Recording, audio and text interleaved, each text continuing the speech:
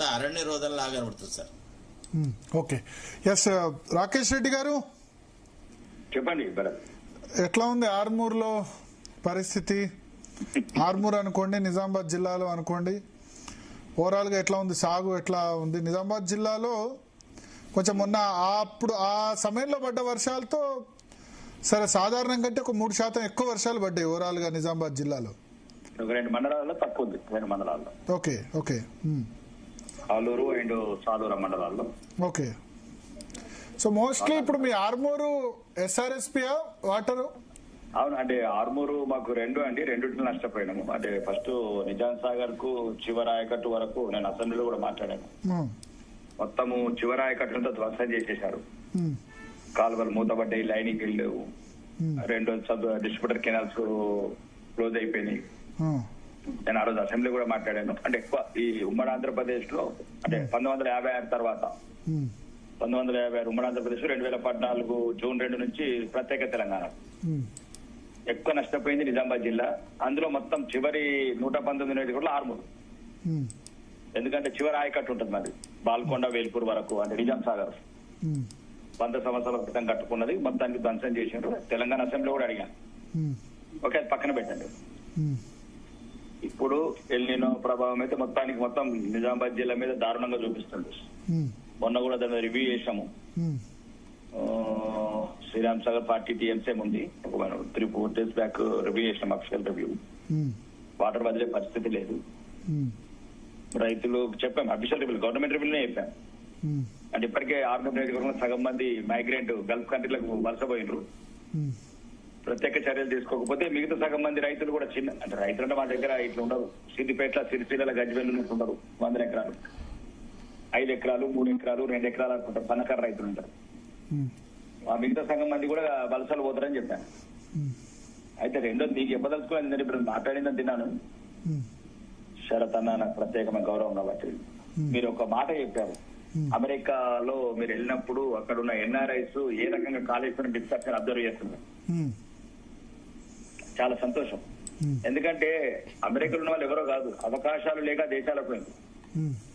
సాగునీరు లేకనో ఇంకా మిగతా అవకాశాలు లేకనో వాళ్ళ టాలెంట్ పోయినరు. ఆ దేశం నుంచి కూడా ఈ నేల మీద ఇంకా ప్రేమ అట్లనే కంటిన్యూ అవుతుంది. కానీ వీళ్ళకి తెలియదు ఏంటంటే రాజకీయ నాయకులు మాట్లాడే మాటలు అర్థం కావట్లేదు. వాళ్ళు బయట మాట్లాడి డిస్కషన్ ఉంటున్నారు. నేను ఫస్ట్ డిబేట్ లో మీకు 2 సంవత్సరాల క్రితం వచ్చాను ఈ కాళేశ్వరం గురించి. ఆ రోజు శరత్ అన్న కూడా ఉన్నాను డిబేట్ లో. నేను ఒకటే చెప్పాను, వీళ్ళు 100% దీన్ని కాళేశ్వరం పునరుద్ధరించాడు రేవంత్ రెడ్డి. మేడిగడ్డని రిస్టోర్ చేయడు. అంటే 2 ఒక చిన్న ఉదాహరణ చెప్తున్నాయి. డిబేట్ ద్వారా ఇన్న వాళ్ళందరూ, ఎందుకంటే మీ డిబేట్ ఎందుకంటే యూనివర్సల్ గా వింటారు కదా. అంటే ఈ 2 ప్రభుత్వాలు, కాంగ్రెస్ BRS ప్రభుత్వాల చిత్తశుద్ధి చెప్తాను. సుమారు ఇప్పటి వరకు 12 సంవత్సరాలుగా తెలంగాణ అమరవీరులను గుర్తించలేదు. తెలంగాణ అమరవీరులను గుర్తించలేదు వీళ్ళు.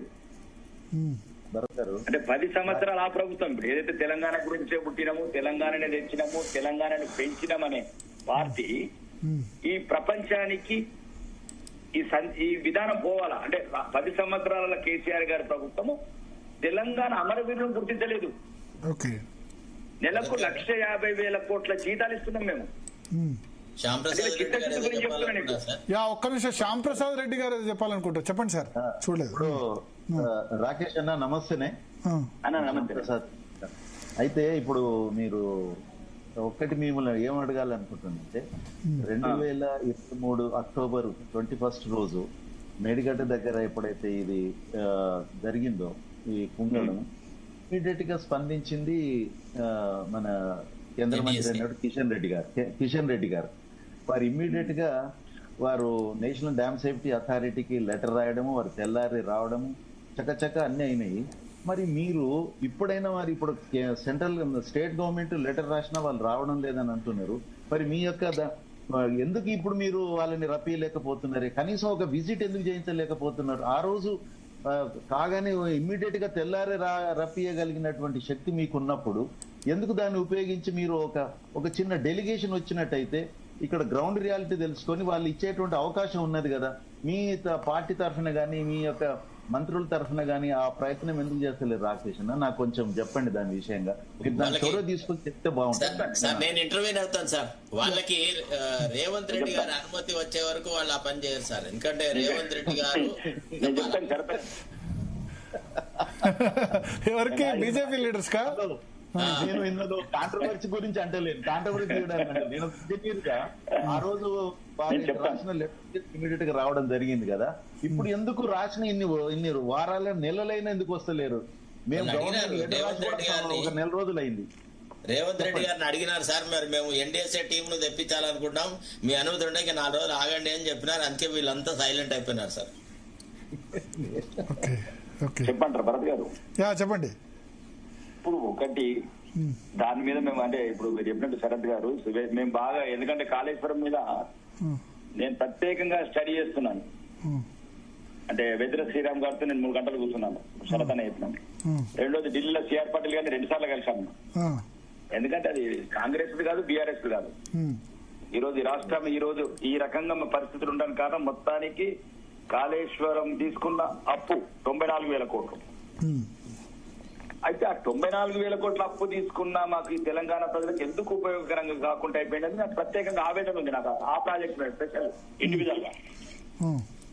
ఇప్పుడు కేంద్రంలో చెప్పేది ఏంది, మేము సాంకేతిక స్థలాల వరకు మేము వాటి రాపే వాళ్ళం కాదు, అన్ని రకాలుగా కేంద్ర ప్రభుత్వం సిద్ధంగా ఉంది. రాష్ట్ర ప్రభుత్వం నిర్ణయం తీసుకోవాలి దీని మీద. మేము అతను కల్నల్ ప్రతీక్ గారిని కూడా కలిసాం. దీనికి నేషనల్ సెక్యూరిటీ చీఫ్ ఉన్నాడు ఆయన. కాంగ్రెస్ ప్రభుత్వం అనుకుంటే రేపే మొదలు పెట్టచ్చు పని, రేపే. కానీ మనకు రాజకీయ ప్రయోజనాలు ముఖ్యము. కేసీఆర్ గారు ఏమంటారు బీఆర్ఎస్ పార్టీ వాళ్ళ మధ్యన ఉన్న ఇష్యూస్ వల్ల మేము కేంద్ర ప్రభుత్వం కొన్ని మాకున్న పరిమితులు మాకుంటాయి. మేము ఎంతవరకు సలహాలు ఇవ్వగలుగుతాం, సాంకేతికంగా కావచ్చు, ఆ ప్రాజెక్టు ఏ రకంగా దాన్ని బెటరింగ్ చేయాలి అంతవరకు మేము చేయగలుగుతాం. కానీ వాటర్ స్టోర్ చేయడం, వాటర్ పంపింగ్ చేయడం అన్ని నిర్ణయాలను వాళ్ళు తీసుకోవాలి. దాంట్లో చాలా దీన్ని డిస్కషన్ చేయాలంటే రోజులు పడుతుంది. దాన్ని చాలా మంచి అదొక ఓకే అది మంచిదైనా 94,000 కోట్లు తెలంగాణ ప్రజల రక్తం. అది ప్రాజెక్ట్ రిపేర్ చేస్తున్నారు. 94,000 కోట్ల కప్పు సంవత్సరానికి నెలకు 5,000 కోట్లు అవుతుంది. 5,000 కోట్ల వల్ల సంక్షేమ పథకాలను ఆగిపోయినాయి, అభివృద్ధి అంతా ఆగిపోయింది తెలంగాణ. ఇది చాలా లింకప్ ఉంది, కాళేశ్వరం వల్ల చాలా లింకప్ అయి ఉన్నది ఇది తెలంగాణకు. కాబట్టి మేము ఏం చెప్తున్నామంటే ఇది రేవంత్ రెడ్డి గారు ఉన్న రోజులు చేయడు. నేను 2 సంవత్సరాల 4 నెలల ముందు చెప్పాను, ఇప్పుడు చెప్పాను. ఇప్పుడు ఎవరు అన్నట్టు వాళ్ళకున్న ఒప్పందాలు 2 పార్టీలకు నాకు తెలిసి 2004లో ఎట్లయితే 2 అలయన్స్ గా చేసిన కాంగ్రెస్ బీఆర్ఎస్, ఫ్యూచర్ ఎలక్షన్ లో కూడా వీళ్ళిద్దరు కలిసి చేస్తారు.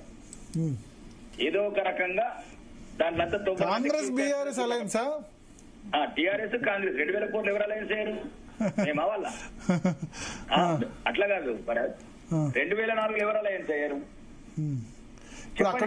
ఇప్పుడు ఆ రాష్ట్రంలో మెయిన్ అపోజిషన్ అధికారులు ఉన్నది వాళ్లే కదా, బీజేపీ. సరే కేంద్రం పార్లమెంట్ ఎలక్షన్ వస్తే బీజేపీ, కానీ అసెంబ్లీ ఎలక్షన్ లో మీరేమో గట్టిగా లేరు కదా. భరత్ గారు నేను చెప్పింది రండి భరత్, 2004లో పొత్తు ఎవరైంది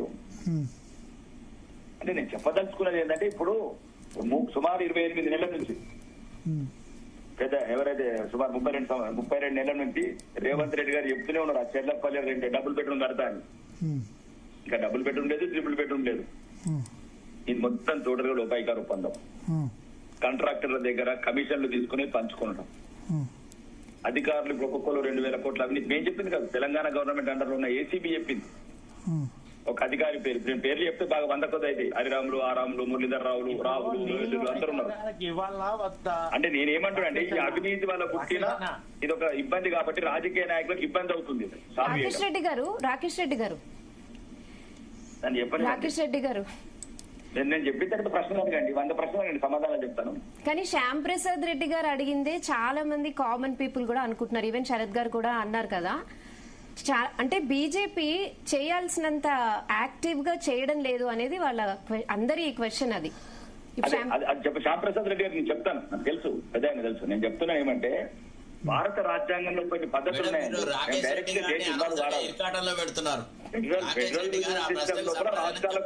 బాగా పవర్స్ ఉన్నాయి. లేదు ఇప్పుడు వాళ్ళేమో వీళ్ళిద్దరు ఒకటి అంటారు, వీళ్ళేమో వీళ్ళిద్దరు ఒకటి అంటారు.